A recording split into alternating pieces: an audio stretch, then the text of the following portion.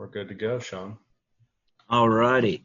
Hello, everyone. I am Sean Furkey with Fidelity National Title, the Baker firm, and today we're going to go over the 1 to 4 family residential contract. This is the resale contract. One of the first things that I want to point your attention to, and you'll see it right under there, notice it's not for use for condominium transactions. There's a separate condo contract. There's also a separate contract for new construction. So if you're dealing with a new build, you'll be using a different contract. So this is for 1 to 4 families. So it's a single family residence, duplex, triplex, up to a quadplex. So that's where this comes into play. So first paragraph, parties, fairly self-explanatory. You're going to put your seller and your buyer there. Now what's really important here is you want to make sure you get the parties' full names. The names that they're going to be signing with at the title company. That's important that those names match up. So make sure you have the parties' full names and enter it into that section. Then section 2, property description. So what that's going to do is in paragraph A, that's the lot and block. So you're going to need to get that. You can get that probably from the MLS listing or from the county appraisal district. Obviously, city is self-explanatory, county is self-explanatory, and then the next line would be the common address and zip code. So that's going to be the one that they would get mailed to.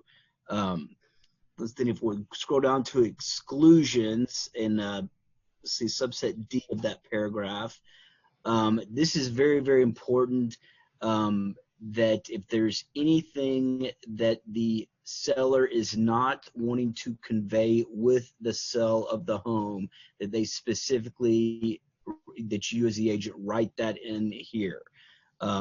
If something is not written in here and then it becomes an issue later, usually the contract controls and the buyer is going to win out. So make sure to put anything in there that's going to be retained by the seller. And you never want to, and I'm going to mention this several times throughout, but you never want to leave anything blank if you can help it. So if there's nothing there, just put, NA for not applicable. We want to try to prevent having any blanks in our contracts. Next paragraph, under sales price, you'll see the A, B, and C there. A is obviously the cash portion, so that's how much money someone may be putting down for the home. B would be the financing, and then you need to make sure that you check one of those 3 boxes.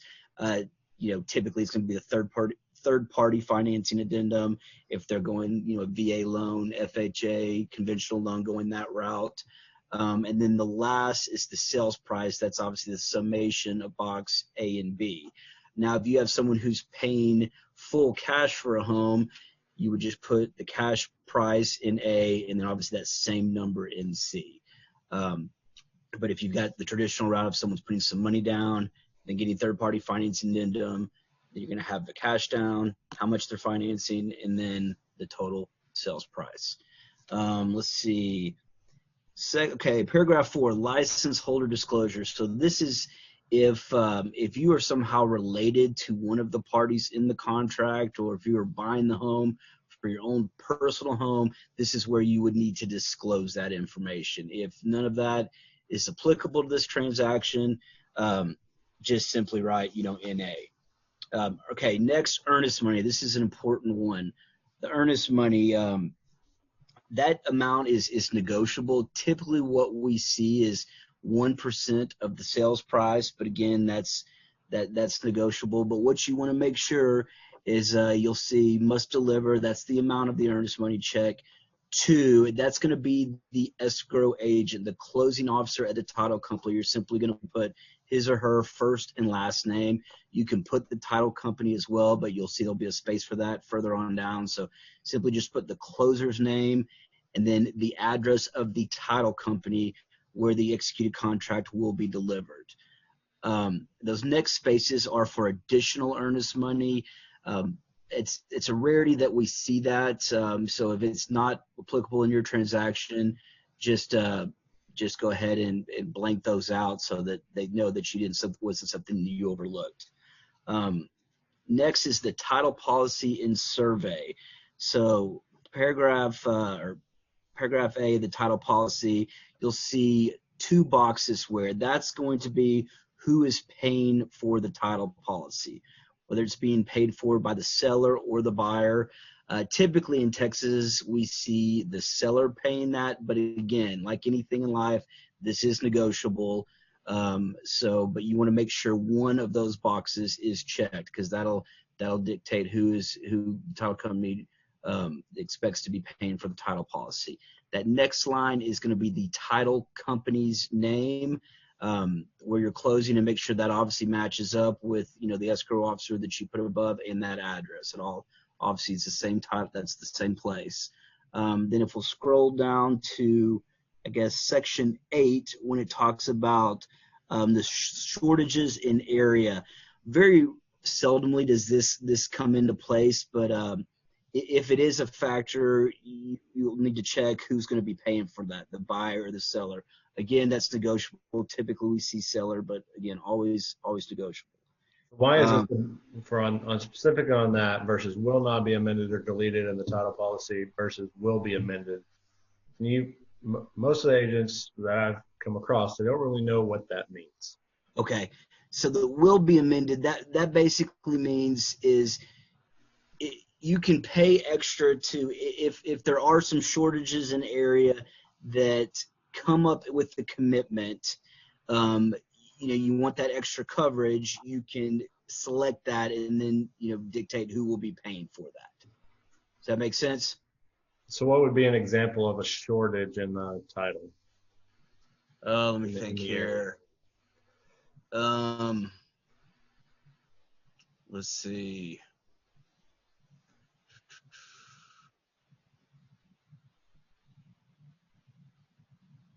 I guess if we had an issue with a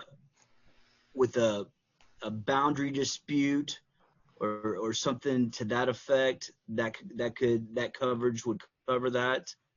But you need to get some more. I'm drawing a blank on examples right now. That's fine.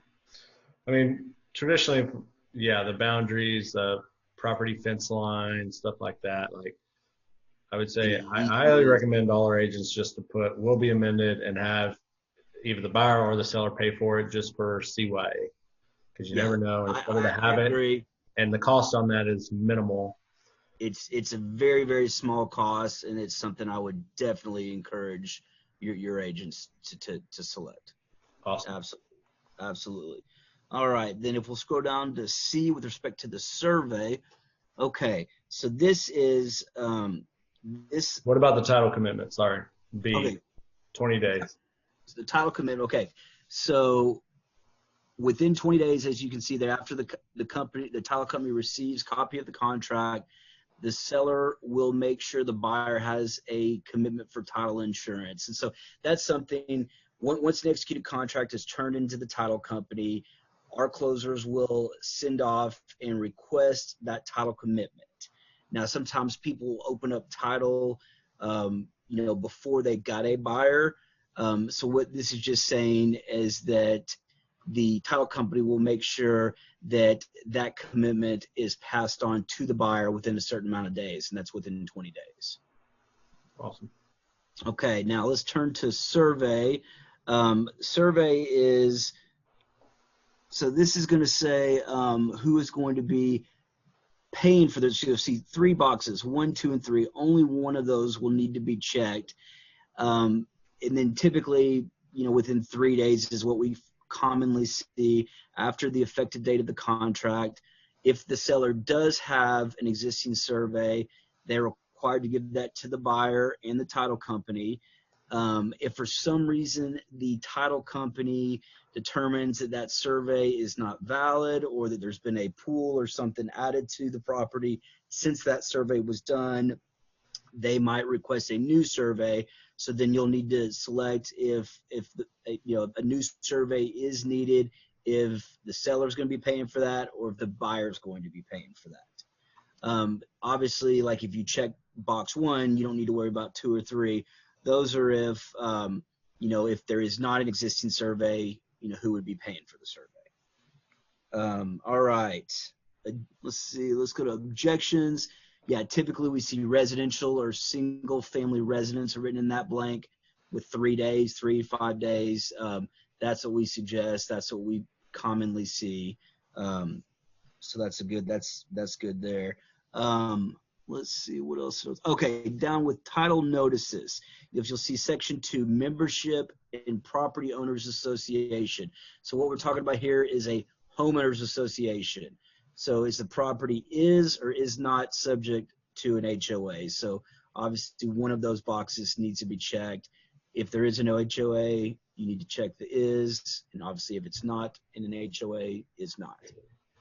All right, moving right along. Let's go down to paragraph, let's see, 7, the property condition.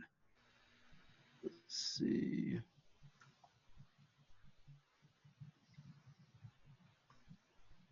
Okay, property conditions. What we're talking about here is the seller's disclosure notice.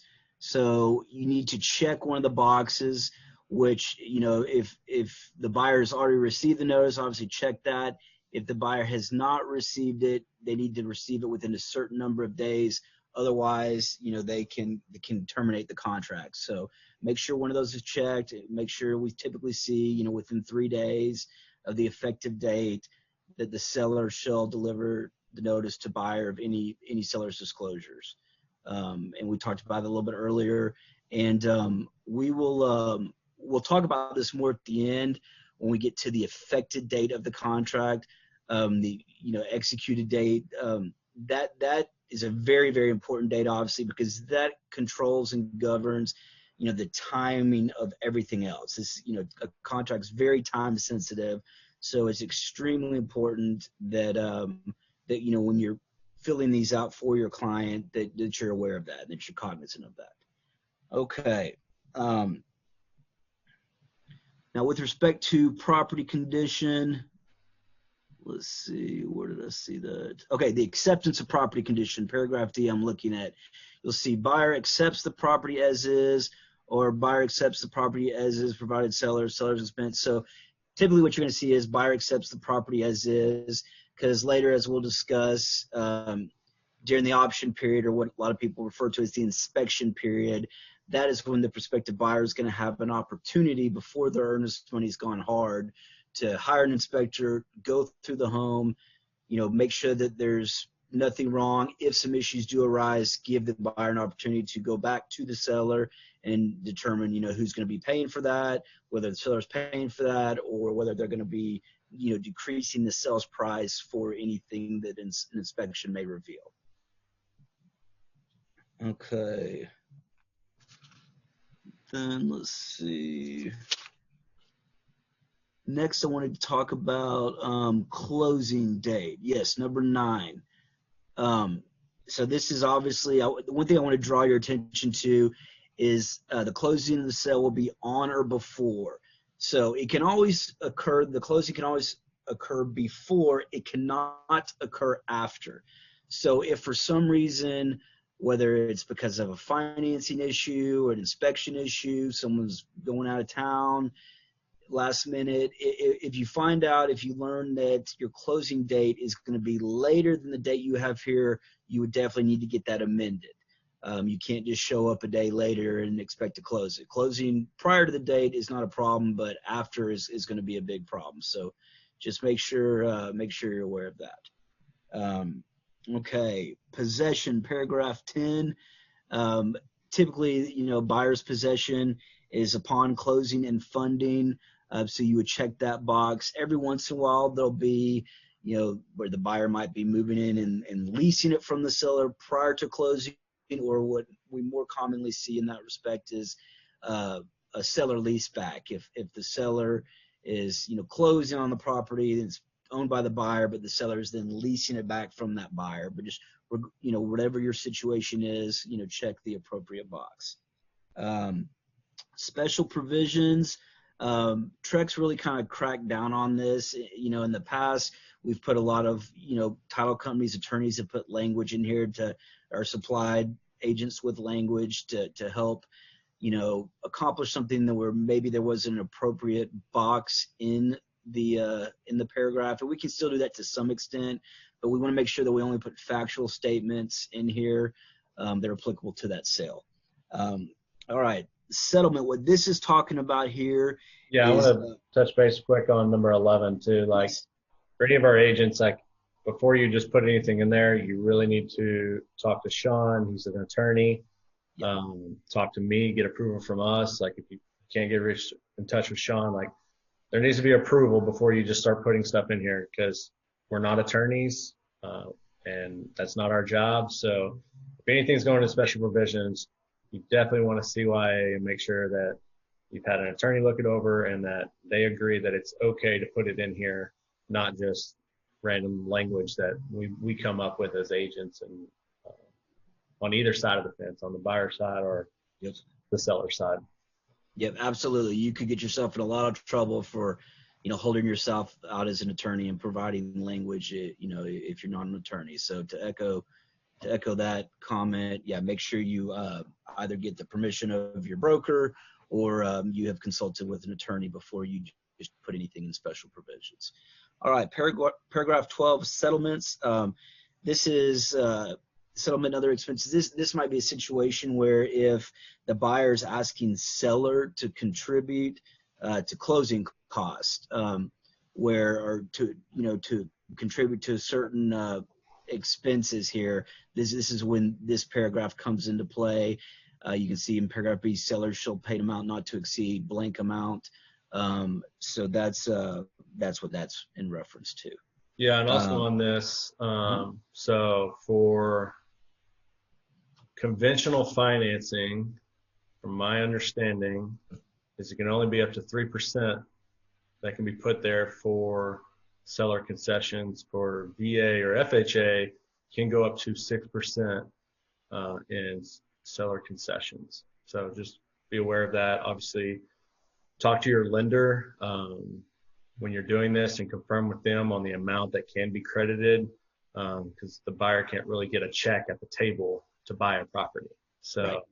You just want to confirm that before you just go in there and start like, well, we want $10,000. Well, things have got to be legal. Cross it off with the lender that you have and go from there. So go ahead. All righty. Moving right along there. The next comment I had was under notices in paragraph 21 or section 21. Do you hear that ringing? I do. Sorry. Is that you? Yeah, my computer. I'm trying to get it to stop. So I don't know why it's still going. I'll turn the phone down, but my iPad will turn it off. There we go. There you go. All right, moving on. Section 21. All right. Yeah, didn't really have anything to add there. That's all pretty. All right, notices right there. Very important here. This will really benefit the title company. Make sure you can put an address for your buyer, your seller, a phone number, at the very least an email address. That way, if we need to get in touch with the buyer or seller as a title company, we're able to contact them directly. Just the more complete that paragraph can be, the better. Rarely is that a case. I mean, typically we have an issue, we're reaching out to the agents, but just wanted to put that out there. Okay, paragraph 22, agreement of the parties. So what this is talking about is anything additional to the contract that's going to be a part of this package, you would obviously check. So you're going to, unless it's all cash, you're going to see the third-party financing addendum. If you've got an HOA, that addendum from property subject to mandatory membership to a property owners association will be checked. Just anything additional to the contract that comes into play in your respective transaction that you're going to be adding an extra form to it. You want to make sure you check it here and then include it in the package. All right, moving on to section 23, the termination option. As I mentioned earlier, this is a lot of agents kind of refer to this as the inspection period, and that typically, we'll see $100 like you have written in there, and and then that's basically, will give the prospective buyer time to get an inspector out there, look over the property, make sure everything checks out. If there is any issues, the buyer has an opportunity to approach the seller and negotiate that to see who's going to be paying for any repairs that are necessary. All right, and scrolling down to execute. Yeah, do you have something? Yeah, so the 3 days from the effective date of the contract. So today is the 9th. Yep. You execute today. So 3 days would mean the 9th is included in that, correct or no? Correct. So the 9th, 10th, 11th. By 5 p.m. on the 11th, really you should have all monies turned in at the very latest. Yep. Especially for earnest money, because you have 3 days from earnest money receipt as well. But if you don't turn your money in and it's receipted within that time, you're basically forfeiting your client's earnest money. And your clients are not going to be happy if you do that. So this is extremely important that if you are 7 days, $100, whatever it is, and there has to be compensation for option. You can't put $0 for 7 days. Something has to change hands to be a valid option, period. So that money has to be turned in. It has to be signed by a licensed agent to receipt it, and it has to be done within 3 days of the effective date of the contract. So absolutely, just wanted to beat that dead horse. Yes. No, and to your point, you also want to make sure that you deliver that option money, because you could unwittingly waive your client's right to their inspection period if that option check is not delivered. And obviously that option check, that $100, that is the cost that you're providing the seller to basically allow you to get the property inspected. You've entered into a contract. That money is going to be kept by the seller at the end. You can in some cases apply that $100 towards the purchase price. You'll see down there at the bottom the option fee, and there's 2 boxes: will or will not be credited to the sell price at closing. So typically it will be credited at the sell price of closing. But yeah, I just want to point that out too. Okay. Then obviously if there's an attorney involved, this is where you would put the buyer and seller's attorney's name here. In this box that's in a box, the executed date, that is the date. The person that fills that in is going to be the last agent, whether it's the buyer's agent, the seller's agent, to have the contract, or the last one to initial it. It's going to put that date in. And that is, as I mentioned earlier, that is the effective date. That is the date where the clock starts ticking. So that's the date that's going to govern all of the time-sensitive days within the contract. Okay, if you'll scroll down to broker info, that's pretty self-explanatory there. You'll have, broker info for the buyer, broker info for the seller. Now we're seeing this less and less these days, but if the same agent is representing both the buyer and seller, you obviously want to notate that here. Or if both agents are from the same brokerage, there's a space to notate that as well. Also at the bottom, you'll see the commission amount. Make sure you put it, if it's 3%, make sure it's 3%, because the title company is, everything's going to govern what is written on these contracts. So make sure you write that in there. As I said, and I can't say it enough, you don't want to have any blanks on a contract to the extent you can. Even if it's something where you don't have all the information, get as much information as you can, because we really don't want any blanks. If there is something that is not applicable, type in, NA, or put a 0 or something that denotes that it wasn't something overlooked. Okay, and then if you keep going down. All right, this is going to be receipt days. So this is when you turn the contract in to the title company, when they take that option money, when they receipt the earnest money, this is where they receipt that. And this is obviously, they'll provide the agent with a copy of that.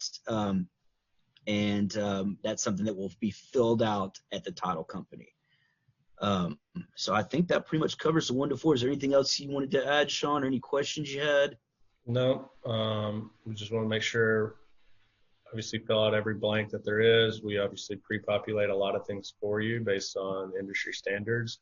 Sure. Everything in this contract is negotiable and very time sensitive. So once you execute a contract, you should absolutely submit that contract to our office in the top right of your system here to submit for review right here. So once you have the executed contract within 24 hours, you should be submitting that to our office so we can go ahead and do the back-end key dates management side of this for you to help you keep your butt covered and ours covered. So everybody's on the same page. So we include the title company, we include the lender, we include the other agent on the other side, and our clients from the brokerage here at Strive.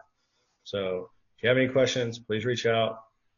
Sean's always available. Fidelity National Title. He's here locally. We can do Zoom calls. We can do pretty much whatever we need to make sure you guys are up to speed on what these contracts are, how they work, and how to protect your buyers. So have a great day. Sean, thanks so much. Thank you so much. Let me see if I can